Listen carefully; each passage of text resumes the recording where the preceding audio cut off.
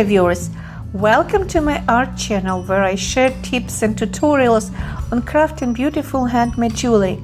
Today I'll be showing you how to create a unique mesh and bead bracelet from scratch. I also share some tips to help you avoid common mistakes and refine your design for a professional finish. Let's dive in. I've gathered the materials I'll be using for this project and I'll guide you through each one. We'll start with a piece of decorative mesh that I bought on Amazon for just $1 Canadian from the clearance section.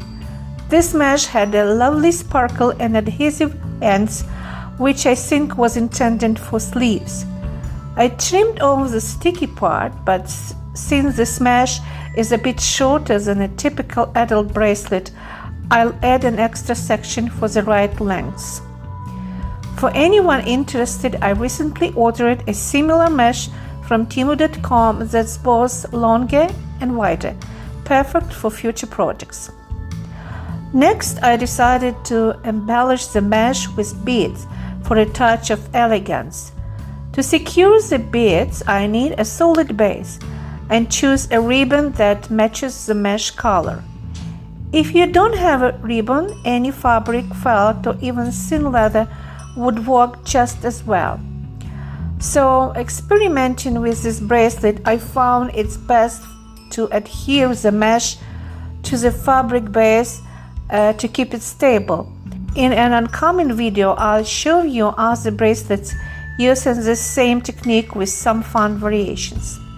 For this bracelet, I'm using coffee-colored pearl beads. Let's see how it all comes together.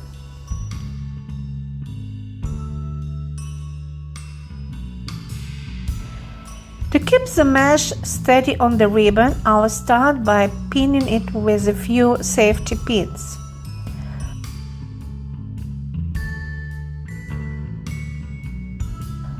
Then I'll use a thin, transparent fishing line to attach the beads, so silk thread is the matching color. It would also work beautifully, and I'm using 3mm beads for this bracelet.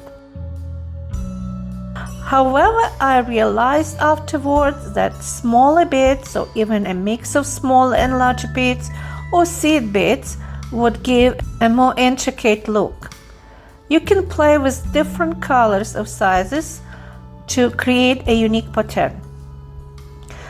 The process is similar to bead embroidery on a grid, where each cell in the mesh gets filled with beads. Initially, I tried attaching beads in every cell, but this ended up being too dense with the larger beads, and I had to redo it. If you are using smaller beads or seed beads, feel free to fill every cell.